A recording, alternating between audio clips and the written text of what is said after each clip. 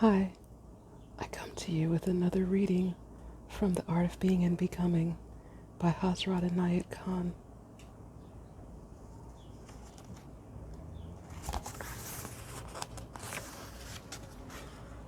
We're still in Chapter 1, Purity of Life. There are so many phases through which one passes during life that a phase through which one has passed seems of no importance. It is the phase that one is passing through that is of importance. Outward purity matters little when a person goes through the inward purity of life, but the first purity is the purity of the physical world, where one keeps to the laws of cleanliness, the laws of health, from the psychic, the physical, the hygienic point of view, and in doing so, a person takes one step onward towards spirituality. The next step is what is called, in general, purity of life. That purity of life is the purity of one's conduct in dealing with others, and very often a person takes to purity of life in one direction, and in another direction forgets it. The churches, the religions, national and social laws very often make rigid principles about purity of life, and a person begins to know man-made purity, which the individual soul has to break through to find that of a higher plane. However, one can learn from anything the principal rule of purity of conduct, and that rule is this: in speech or action, that which brings fear, which produces confusion, which gives a tendency to deception, which takes away that little twinkling spark in one's heart, that spark of trueness, that in which one would feel embarrassed, ashamed of oneself, uncomfortable, full of anxieties. All of these things keep man away from what is called purity of life. One cannot point out that a particular action is a wrong action or a right one, and a person may not always be able to tell when a particular action is right or wrong in regard to circumstances. But one can always remember and understand for oneself the psychological principle that in every action that is wrong, which is seen to take away that natural purity and strength and peace and comfort of mind, which are man's natural life, and which man feels comforted. When a religious authority says, "Oh, this person is guilty of a fault," he is often wrong. He does not know the condition of the other person. No one can judge another person. One can judge one's own action best oneself. Therefore, there is no use in making rigid standards of moral and social purity. Religion has made them, schools have taught them, and many people make laws for purity of life, yet with all these man-made laws, the prisons are full of criminals. And in the newspapers, one finds every day more and more about the faults and crimes of the world. No external law can stop crime. It is man himself who must understand what is good for him and what is not good for him, who must be able to discriminate between poison and nectar. He must know, weigh, measure, and judge, and that he can only do by understanding the psychology of what is natural to him and what is unnatural. The unnatural action, thought, or speech is that which makes one uncomfortable before, during, or after doing it. That means that all things that give discomfort are not the wish of the soul. The soul is ever seeking for something that will open a way for its expression and give it comfort and freedom in this physical life. It seems as if the whole life is tending towards freedom, towards the unfoldment of something which is choked up by coming on earth. This freedom can be gained by true purity of life. Of course, it is not for everybody to understand what action, what thought brings remorse or causes discomfort. Moreover, the life of the individual is not in his control. Every rising wave of passion or of emotion or of anger or of wrath or of affection carries away one's reason, blinds one for the moment, so that in a moment's impulse one can easily give way to an unworthy thought or action. Then comes remorse.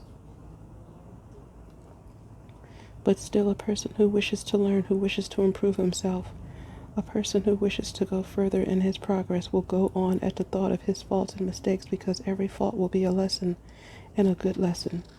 Then he does not need to read in a book or learn from a teacher, because his life becomes his teacher.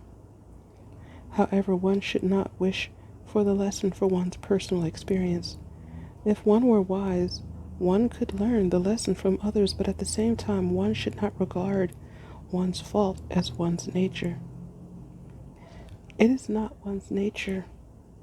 A fault is what is against one's nature. If it were in one's nature, it could not be a fault. The very fact that it is against one's nature makes it a fault. How can nature be a fault? When one says, I cannot help being angry and I cannot help saying what I want to say when I feel bitter, one does not know that one could if one wished to. I mean to say that when one says, I cannot help it, one does not wish to help it. It is lack of strength in a person when he says, can't. There is nothing that one can't. The human soul is the expression of the Almighty, and therefore the human mind has in its will the power of the Almighty, if only one could use that power against all things which stands in one's way as hindrances on the journey to the goal. By regarding some few things in life as faults, one often covers up little faults that are sometimes worse than the faults that are pointed out by the world. For instance, when a younger person is insulting to an elderly person, people do not call it a very great fault.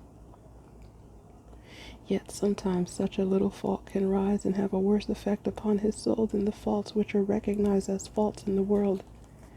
By a sharp tongue, by an inquisitive nature, by satiric remarks, by thoughtless words, a person may commit a fault that can be worse than so-called great sins. You do not know what is in an action. You cannot always judge a thing from the action. The judge has to see what is behind the action. And when a person has arrived at this stage of judgment, then he never dares to form an opinion to judge. It is the ordinary person, the person who makes 1,000 mistakes every day and overlooks them, who is ready to judge others. We have seen what purity of the body and purity of the mind mean. However, there is a further purity, the purity of the heart. That is reached by making the heart free from all impressions that come from outside, that are foreign to one's nature. This can be done by overlooking the shortcomings of others, by forgiving the faults of one's friends. By an increase of love, one gives way to desirable impressions, which come upon one's heart and collect there. And in that way, one keeps one's heart pure. If during the day an ill feeling comes to a person towards a friend or relative, a feeling of hatred, a feeling of annoyance, a feeling of criticism, a feeling of bitterness, and he wishes to protect his heart from such an impression, he should not think about it knowing it to be poison. He should not let it enter. Allowing it to enter is just like taking a poison into one's blood, introducing a disease. Any bad impression from outside kept in one's heart produces disease. The bitterness that one takes from others who perhaps have done something one did not like or toward whom one feels bitter is kept in one's heart. This is just like injecting poison into one's heart, and that poison develops there till it breaks out as a disease in one's physical being. Such illnesses are difficult to heal because they do not arise from a physical source but from an inner source. It is taking the poison of another into one's own self, and that becomes lasting, even incurable. External purity or cleanliness does not have much effect on one's purity, but inner uncleanness, such as bitterness and spite against another, causes disease both inwardly and outwardly. However, when one has gone through this progress and has tried to keep one's body and mind, one's life and character pure, then there comes a stage of still greater, higher purity. That is attained by a good ideal, by a righteous path, by good action, by good thoughts. One has to train oneself to become free from all foreign impressions. In this phase of one's journey, one has to keep one's mind away from all but God. Then all that one thinks about, all that one feels, all that one sees and admires, all that one touches and perceives is God. That is the greater purity in which no thought or feeling is allowed to come into the heart but that of God alone. For instance, In the picture of an artist, such a person sees God. In the merit of the artist, he sees God. In the color and brushwork of the artist, in the eye of the artist, which observes nature, in the faculty of the artist, which produces the picture, such a one sees the perfection of God, and therefore to him God becomes all, and all becomes God. When he has arrived at this purity, many things will come in his life to test him, his enemy who annoys him, those whom he cannot bear, those whom he does not like, those who are intolerant to him. He will come in contact with situations that are difficult. An occasion always comes for him to give up that purity for a moment. And every moment in the life of a sage at which that purity becomes poisoned is for him a sin. I remember the words of my Murshid, who said, "Every moment that God is absent from one's consciousness is a moment of sin. And when God is continually in one's consciousness, every moment is virtue." When a person has arrived at that pitch, he lives in virtue. For him, virtue is not a thing which he expresses or experiences from time to time, but his life itself is virtue. What he says and does and what is done to him is all virtue. And that shows that virtue is not one little experience. Virtue is purity of life. Really, I would not consider virtue a worthwhile thing if it came and went away. It is only worthwhile when it lives with us, when we can depend upon it, and when we can live and move and have our being in it. That is worthwhile. If it only visited us for 1 minute, it would not be a virtue, and we would rather not have it.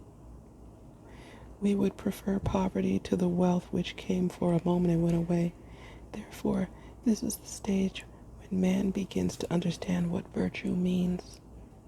When he begins to see a glimpse of virtue, what he knew before he thought to be virtue. But now life in its entirety becomes virtue to him. He lives in it, and life to him means virtue. Properly speaking, it is lack of life that is sin. Thank you for listening. May you find lasting happiness.